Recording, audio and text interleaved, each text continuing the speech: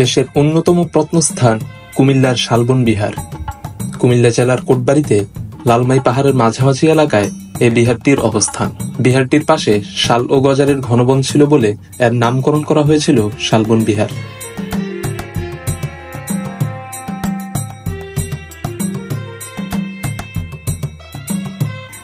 এ বিহারটি পাহাড়পুর বৌদ্ধ বিহারের মতো হলেও আকারে ছোট।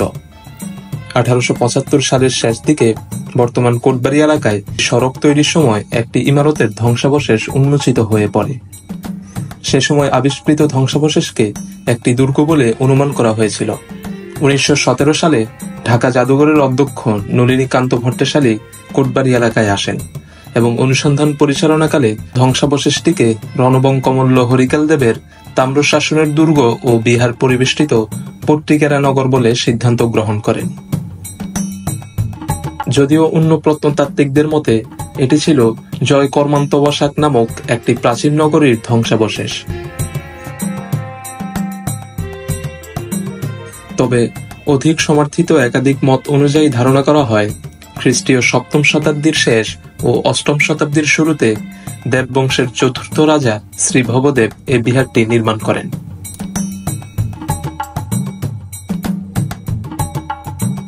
ধারণা করা হয় এটি বৌদ্ধদের একটি শিক্ষালয় ও ধর্মীয় তীর্থস্থান ছিল। এখানে পৃথিবীর প্রাচীনতম একটি বিশ্ববিদ্যালয় ছিল বলে ধারণা ঐতিহাসিকদের। 7ম থেকে 3ত্রয়োদশ শতক পর্যন্ত তৎকালীন সময়ে ছড়িয়ে থাকা বিহারগুলোতে বৌদ্ধ ভিক্ষুরা ধর্মীয় জ্ঞান চর্চা করতেন। ভারতীয় উপমহাদেশ ছাড়াও তিব্বত, শ্রীলঙ্কা, চীন, ভুটান সহ বিভিন্ন অঞ্চলের বৌদ্ধ সাধুরা এখানে আসতেন।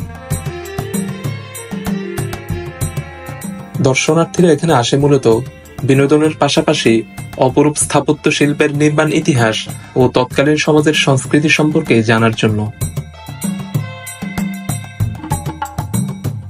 বর্গাকৃতির বিহারটির আয়তন প্রায় 167 বর্গমিটার। চারদিকের বেষ্টনীর দিকে পিঠ করে 155টি কক্ষ রয়েছে বিহারে। কক্ষের দেয়ালগুলো 15 মিটার চওড়া।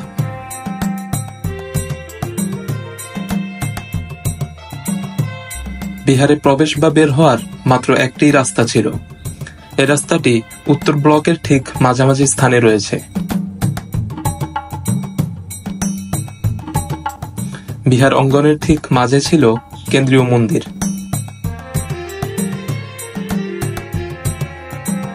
ধ্বংসপ্রাপ্ত শালবন বিহার খননে বেশ কিছু গুরুত্বপূর্ণ প্রত্নবস্তুর সন্ধান পাওয়া যায়। তার মধ্যে 8টি তাম্রলিপি, প্রায় 400 স্বর্ণ ও রৌপ্য মুদ্রা, এছাড়াও অসংখ্য পোড়ামাটির ফলক, টেরাকোটা, সিলমোহর ও মাটির মূর্তি পাওয়া যায়, যা ময়নামতি জাদুঘরে সংরক্ষিত রয়েছে।